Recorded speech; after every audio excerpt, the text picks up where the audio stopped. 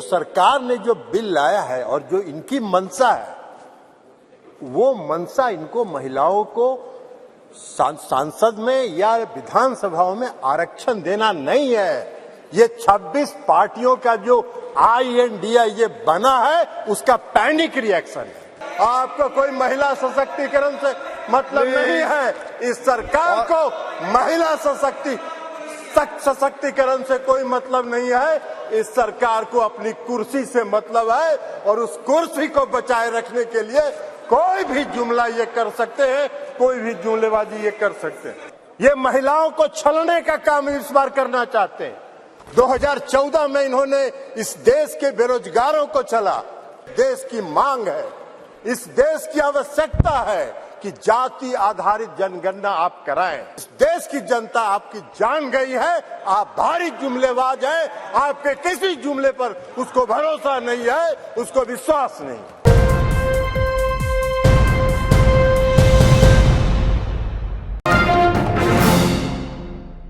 सभापति महोदय, महिला आरक्षण बिल 2023 का हमारी पार्टी जनता दल यूनाइटेड समर्थन करती है।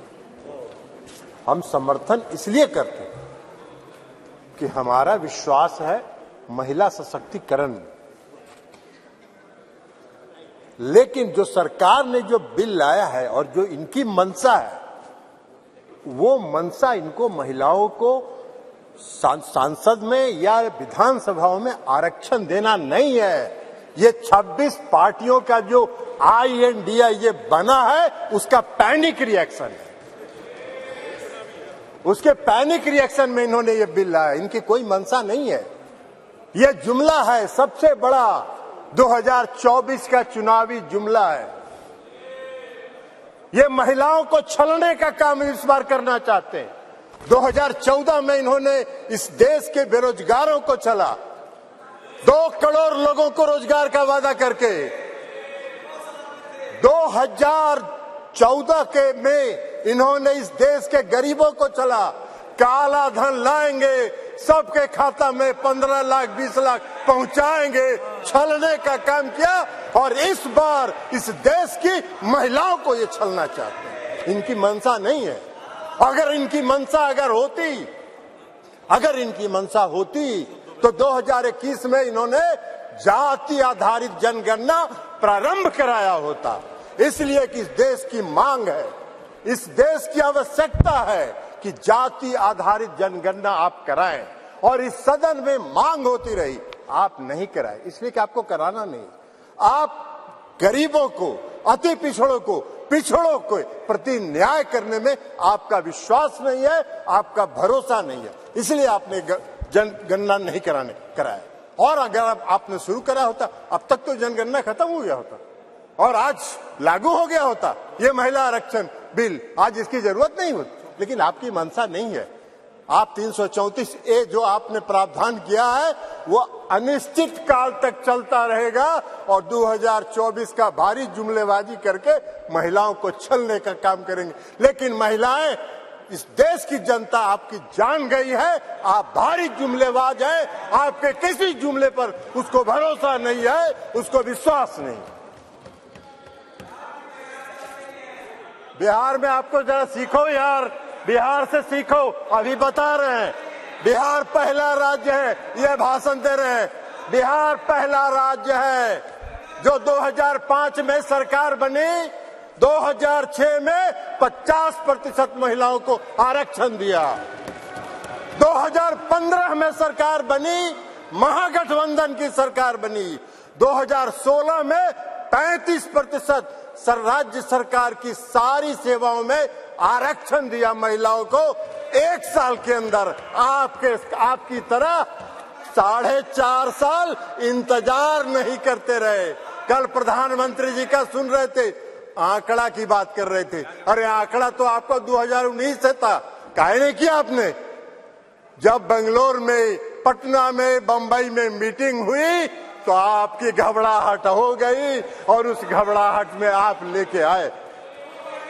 आपको हम बताना चाहते हैं, ये इनको क्या मालूम है दुबे जी को उत्तर प्रदेश में, तो अभी सुना रही थी वो कहानी, तो इसलिए बता रहे 1,30,00,000 ग्रामीण महिलाओं को बिहार की सरकार ने जीविका के माध्यम से सशक्त करने का काम किया है, गरीब महिलाओं को। इसलिए आप क्या बात करिए, आपको क्या महिला सशक्तिकरण से बात मतलब है? आपको कोई महिला सशक्तिकरण से मतलब नहीं है। इस सरकार को महिला सशक्तिकरण से कोई मतलब नहीं है। इस सरकार को अपनी कुर्सी से मतलब है, और उस कुर्सी को बचाए रखने के लिए कोई भी जुमला ये कर सकते हैं, कोई भी जुमलेबाजी ये कर सकते हैं। इसलिए आप कह रहे हैं नारी, आप कह रहे हैं जातीय जनगणना, आप तो देश की मांग है, आप कहिए, आप आज ऐलान करिए इस सदन में कि हम इस देश में जाति आधारित जनगणना कराएंगे। आप नहीं कराना चाहते, इसलिए कि आप उसका विरोध करते हैं, आप आरक्षण के विरोधी हैं। 2015 याद करिए क्या हुआ, बोले थे आपके जो संस्थापक एक हैं, पीछे से जो संस्था आपको जो गाइड करती है, उसने क्या कहा था आपको?